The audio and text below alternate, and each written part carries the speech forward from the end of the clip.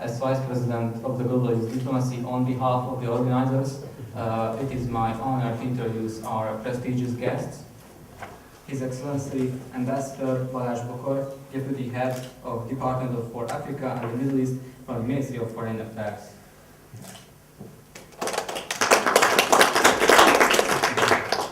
Mr. László Pados, Chief Executive Officer from Tesco Consulting. And finally, Dr. József Steyer, Honorary Consul of the Republic of Guinea. And now I would like to give the word to János Vándor, Professor of VBS FINB, and as well as former Ambassador of Thailand, to begin his opening speech. Former Ambassador of Hungary, whatever happens. Well, thank you and welcome you all. Welcome to this gathering. I think that whoever takes the floor first might set the tone of the meeting. And in that respect, I'd like to invite you to a joyful and relatively relaxed exchange of views. So that's why I don't really wear a jacket. And if you don't mind, you can also take off yours. If you don't feel more comfortable without that, or if you feel, but I leave it to you. So I was requested to share some thoughts with you on Africa. Where is Africa? Africa is somewhere that's a very interesting continent, by the way. Probably you know very well that mankind should be very grateful to this continent because we all, at least the very ancient Adam and Eve, originate from that continent. Some 70,000 years ago they were born there and they helped us to come to life. And since that, Africa changed a lot, the world changed a lot, but we can welcome still some very old friends among us. And if we talk about this continent, I suppose that we can find very interesting extremes. Very nice people, very intelligent people. I served in Ethiopia for 4 years and I managed to learn them. And they were very shrewd and they were very tough in negotiations. So they were very bright. I also served some time in Somalia, different people, and they also very nice. It's interesting. We can find only nice people in Africa. But at the same time, on the other extreme, we can see very, very poor people. Everybody thinks of Africa as the poorest continent, and I presume that's in a way correct, but on the other hand, it's full of richness in culture, in materials, raw materials, in wealth, and between these extremes, you can find a continent of the future. If we originate, or the ancestors came from Africa, then perhaps the future might rest also with this continent. Not simply because the people are growing by the highest number there, but also by the percentage. But also because I think that Africa can be a kind of engine of growth in the coming decades. Just think of the entering of this continent of the internet and all these modern high-tech technologies that might change the life of the people living there. And here comes a very significant question of mine. How can this continent become a very close partner for Hungary? Can it serve us? Can we serve the continent and its people? Could we really join in common endeavor to improve the living of the people there and the people living on the European continent? How can we cooperate? Can we find some common grounds for this cooperation? And I think that might be the topic for the discussions today. And I'd like to invite the guests of honors here to take the floor afterwards and share their opinions with us. I cut myself short. I think it's better for you. And I'd like to give the floor to Mr. Shebesh to take over the job, and I'd like to open this roundtable with pleasure on my side, and hopefully that you will enjoy that and you might gain some experiences on this continent. So, welcome you all again. Enjoy the time here. Raise your questions if there is any. Really feel free to bother the guests here, bombard them with your questions, because that's how you can learn, and that's how you can gain information from these experienced people here. So thank you very much, and please take this session as open. Thank you.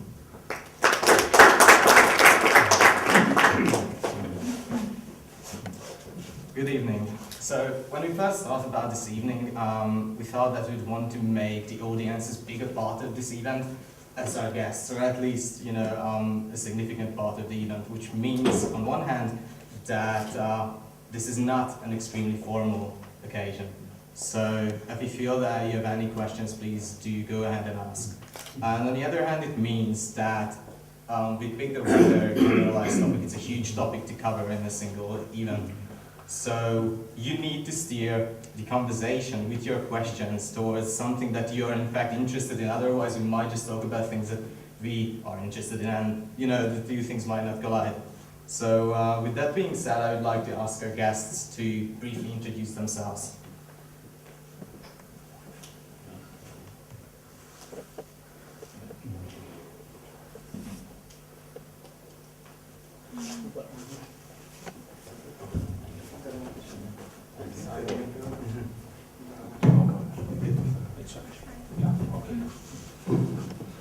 Thank you very much. First of all, let me express my joy that Africa is something of an interest for you, and we are very happy to be here. I guess you share my opinion, because we didn't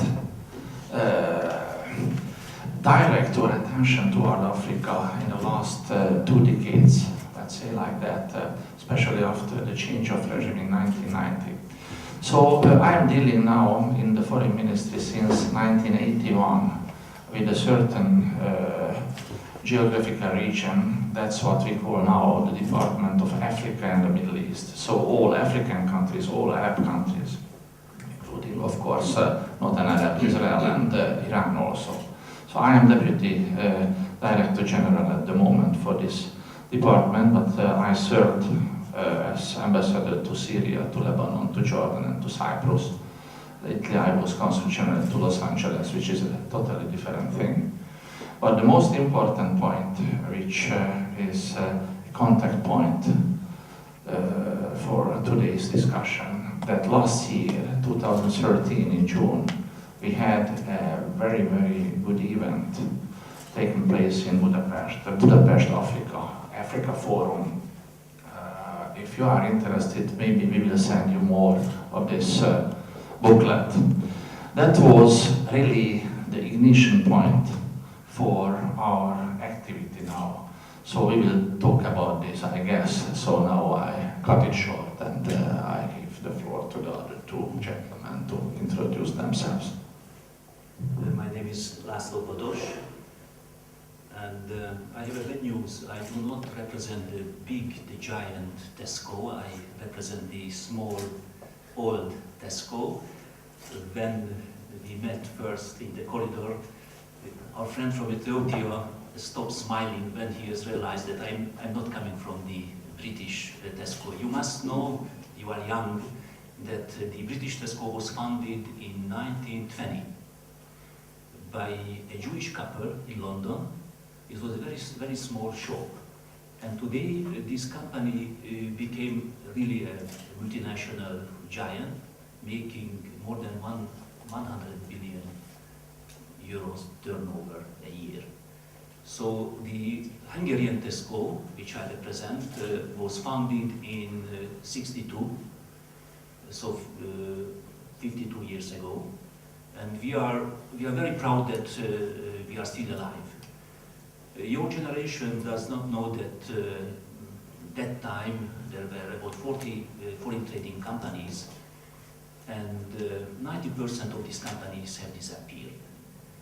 Together with the Hungarian industries, the original, the classical industries. But we are here, and I think, so I should not be modest. We did a lot in Africa in the past, until the early 90s.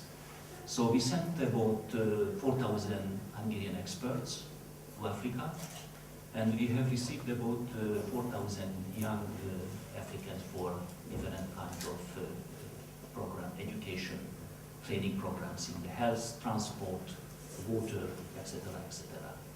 But I think I should not talk too much.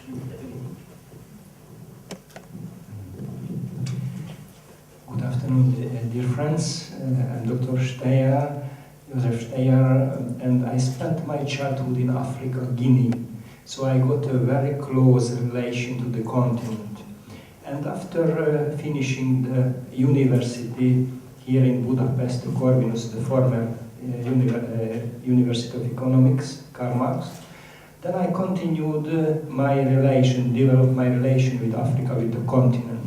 I got the chance in the past 30 years to travel around the continent and visiting about half of the countries, more than 26.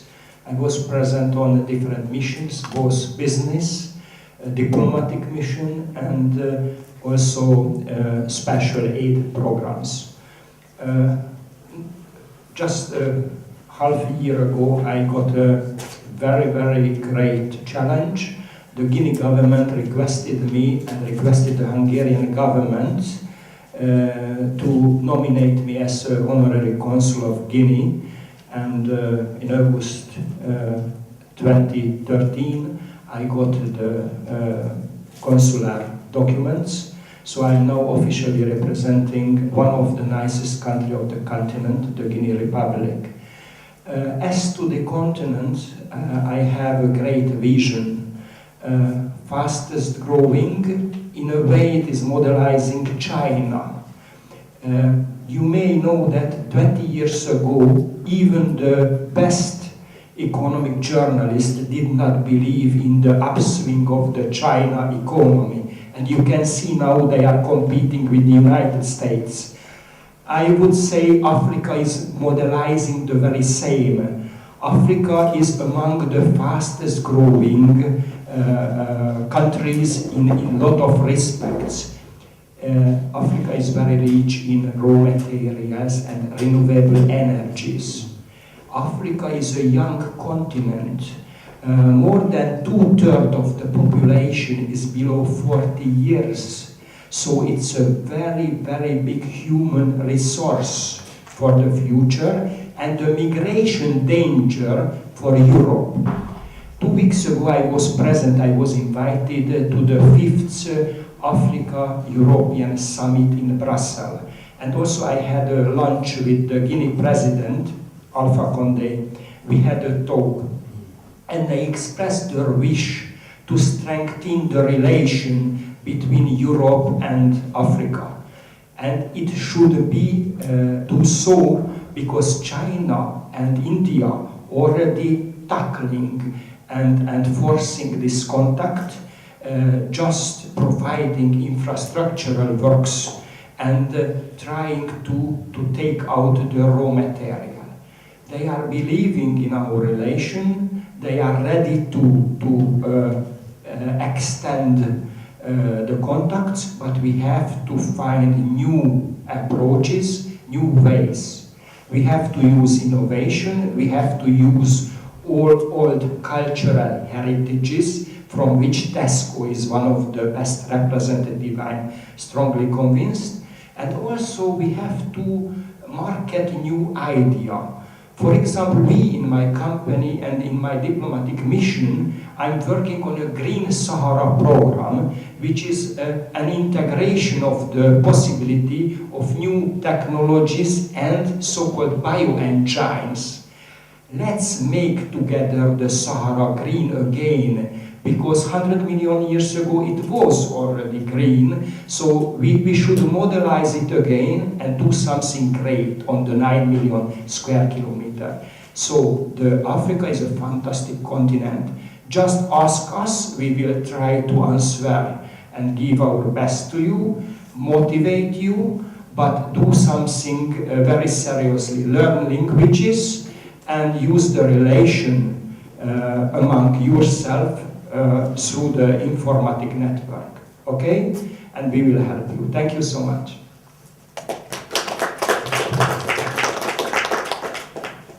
So the first question of this event is going to be rather to warm the audience and ourselves up than to get to know anything very specific.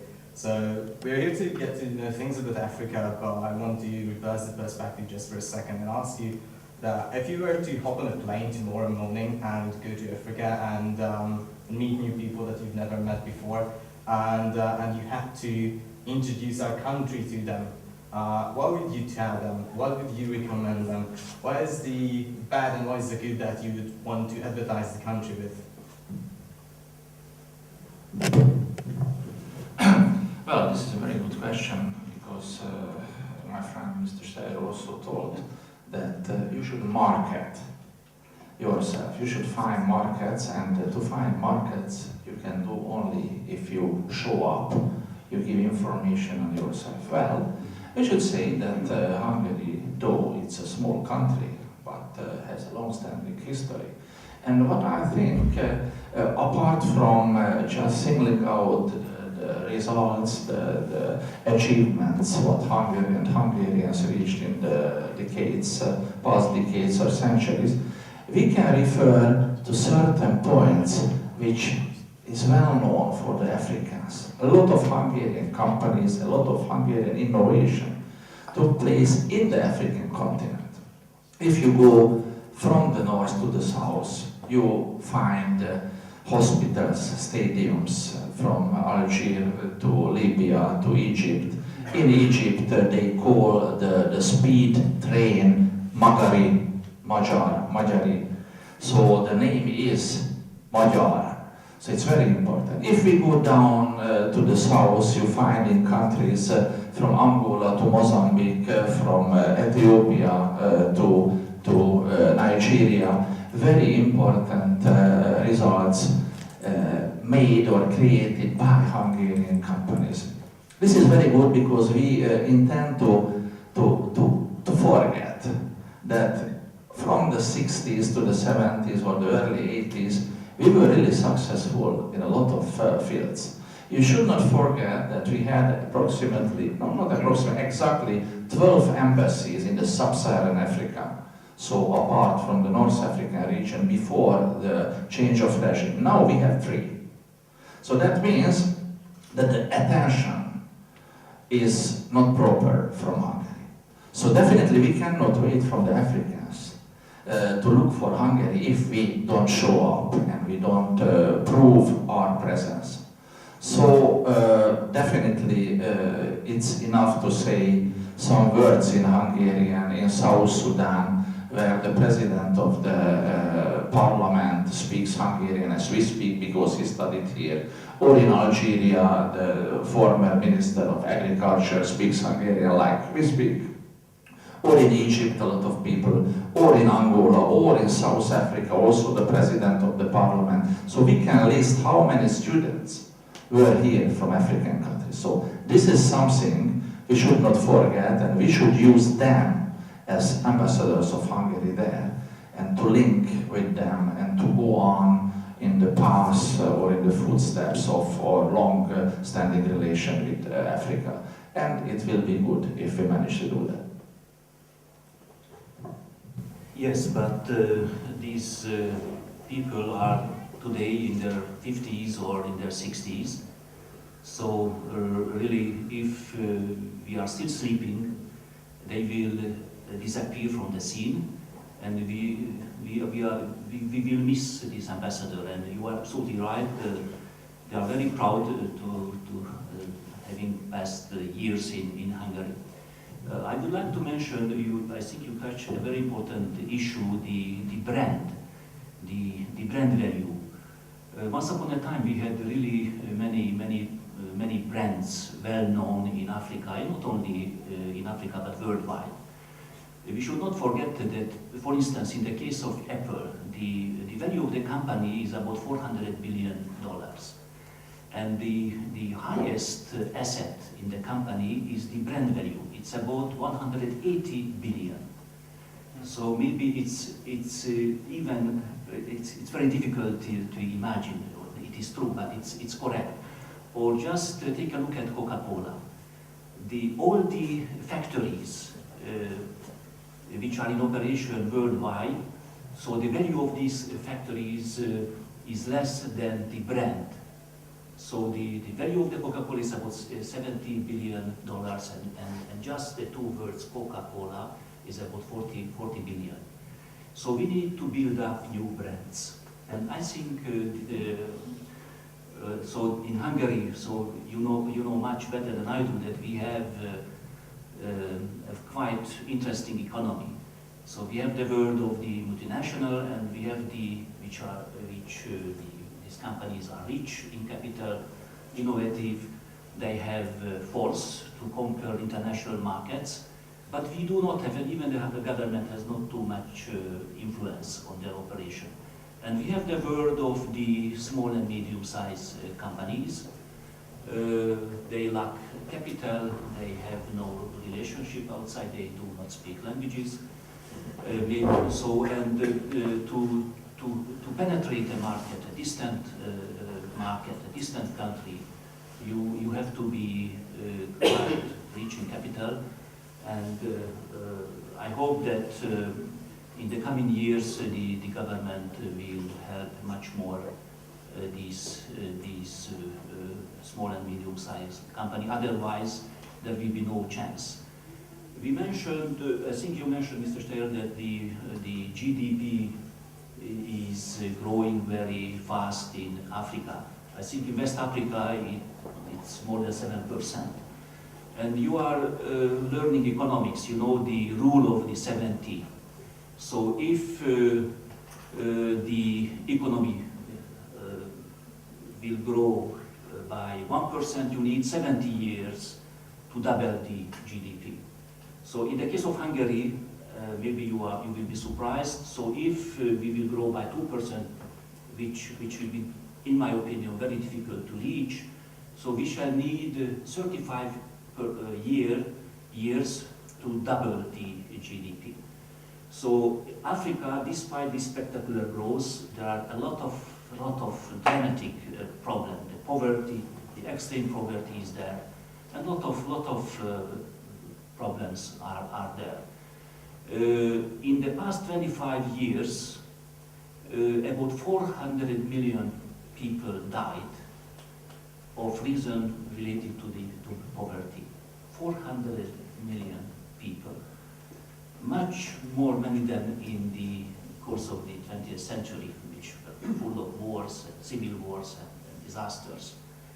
So I agree with you that there is a dynamic in Africa, and this dynamic will create a lot of room for us, but the poverty is still huge.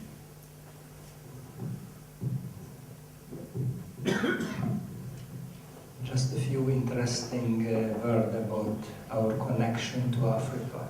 First of all, you may know that Hungary was among the nations who supported the independence procedure and the survival of the African countries after they won their independence in the late 50s, early 60s. So they they remember us as a positive figure of the history. This is very, very important because they are still fighting with their invaders, and they claim some special allowances on that side from England, from France, and from the other countries. But Hungary always been a very positive member in this historical procedure. And then during the 60s, we got another relation in the sport. When you are traveling around Africa, the football is one very serious factor. And when you mentioned the Hungarian golden team, they immediately start to list the names. And you know what happened when I was nominated consul, honorary consul in Guinea, and I got my first official invitation? I got 6 ministers jumping on me because they were related to the sport, and Zakarias and Budai for the golden team of Hungary just guided the Guinea national team, the Sillies, to the African Cup victory twice. This is the best key to the door to enter the country. So I do agree with my colleagues that we should use these specific advantages. We need to profit from it, because step by step it can disappear. Then there is one more thing. Hungarian professors, not only here in Hungary on the different universities, gave specific knowledge for African students, but it happened also on the continent. Professor Imre Marton, for example, in Guinea, was a very famous professor, and still there are ministerial members in the different posts who recount this fantastic period. So I would say that we need to use it. Plus, we Hungarians always been very innovative guys. Don't forget that per capita we have the best number in Nobel Prize winners. Okay? Even though China has 1.6 billion or something like this, they have only the same number as we have in Hungary in Nobel Prize laureates. Very, very important. So, with such a creativity, we could most certainly propose new projects, new solutions for the continent. So I would say that don't quarrel about capital or gaps, but just think, be innovative and do something, propose something for those young people who are really work too hard.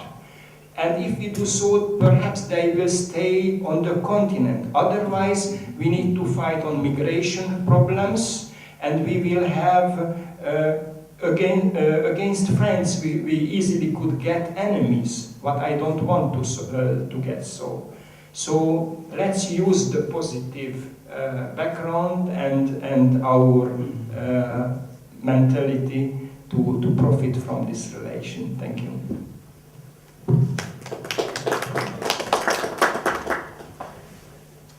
I just want to emphasize that even if you feel that a question wasn't aimed at you, or if it was outside of your expertise, please still do jump in, give your input and so forth. And the same goes to you guys. If you feel like you have a question, please jump ahead right now. Okay, no questions. Well, let's move on then. The second question is going to be aimed at Mr. Pados. So I had to do my research on Tesco Consulting, and you already said a couple of words about Tesco Consulting in your introduction. And you know, I saw a lot of factual information in there that I could use to familiarize myself with your company.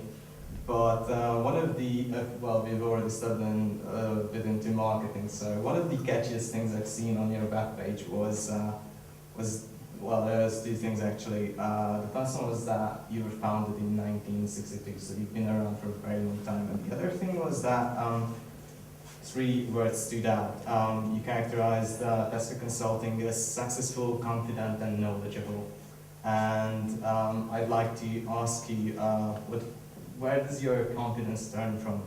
And what makes you successful as a company? And how could you, still stick around even after the regime change and whatnot? And how did Tesco Consulting as a company, not as an individual, not you as an individual, but rather the company become so knowledgeable? So it's not easy to answer. In the former political system, so the company was instructed practically by the government to carry out the so-called technical and scientific cooperation agreements.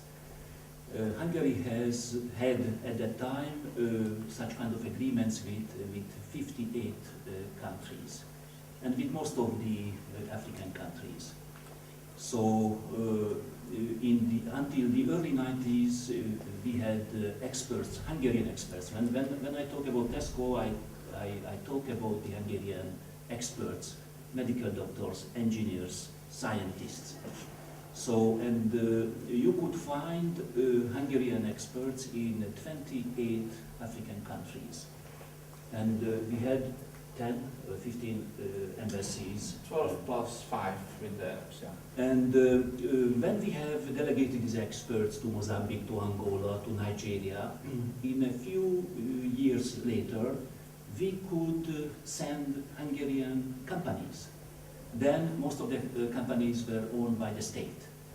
And TESCO was specialized to export the services, the knowledge of the Hungarian engineering companies, scientific institute, and later we were the pioneer in exporting construction services. But in Africa, mainly North Africa, I can tell you that we have invaded from the middle of the 60s until middle of the 90s. We had a huge presence. The Hungarian engineering companies had a huge presence in North Africa, mainly in Algeria, where we have the Uvaterv. We have represented these companies, Uvaterv, Vati, Visiter, Vituhi, and the list is quite long.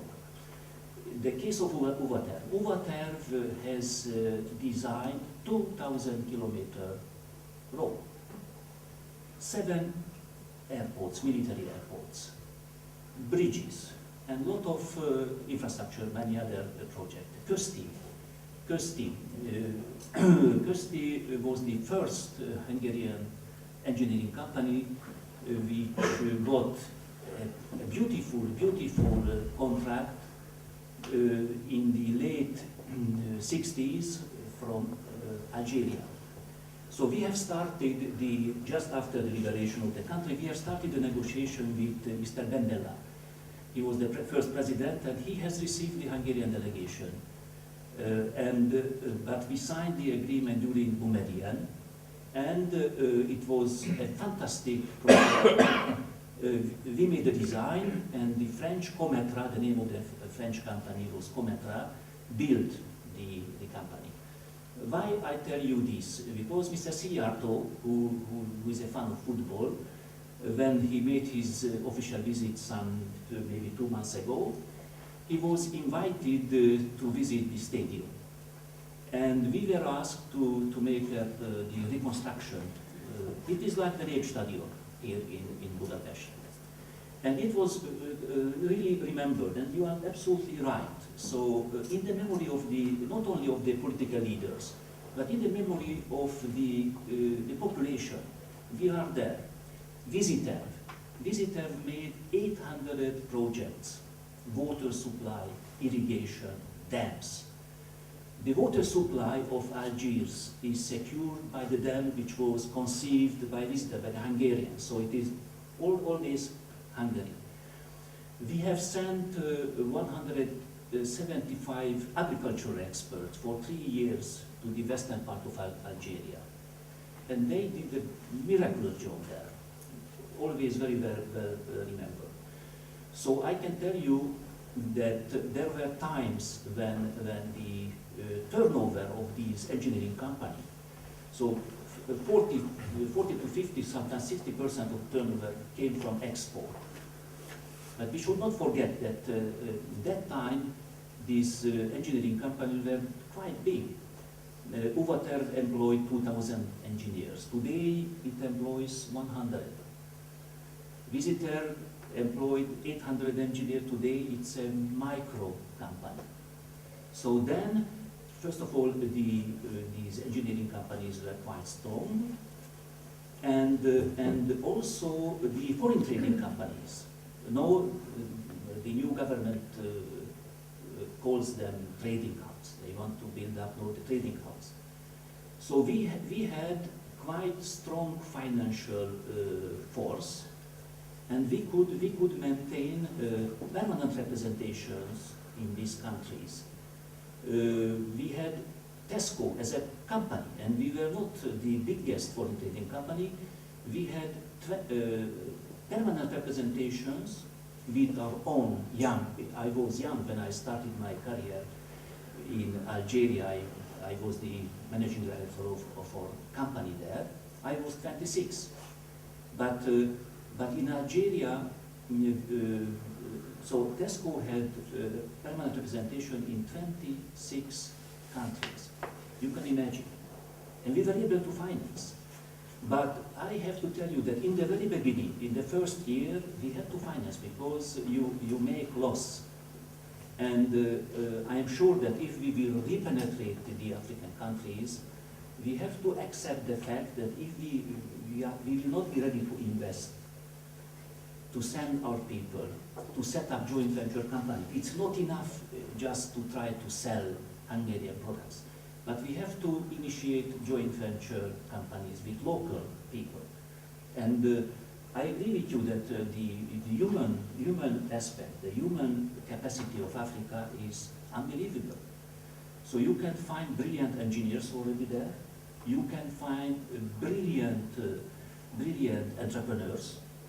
So, but we have to send them. But I'm very, very sad to realize that there is no, I don't feel any ambition today within these companies.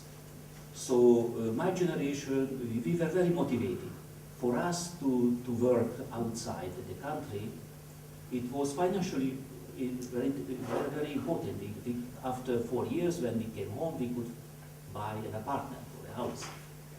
So, but today I don't feel this motivation because we are in a free world today. There are many destinations, and unfortunately, very limited number of young people are ready to go to Africa. But we should go there. We should go there, and we have to send thousands of Hungarians to African universities. And entrepreneurs, to have Hungarian entrepreneurs, they have to learn at least English, French, Portuguese in Angola and Mozambique, and really to make alliance with local people. Otherwise, it will not go. It will not work. So, so we had a very strong intellectual capacity, which we could offer. The problem today, we are now invited by the Libyan government to revise all the infrastructural contracts signed and started during the Gaddafi regime. It's a beautiful engineering work. And I have difficulties to find entrepreneurs who are ready to go to Libya.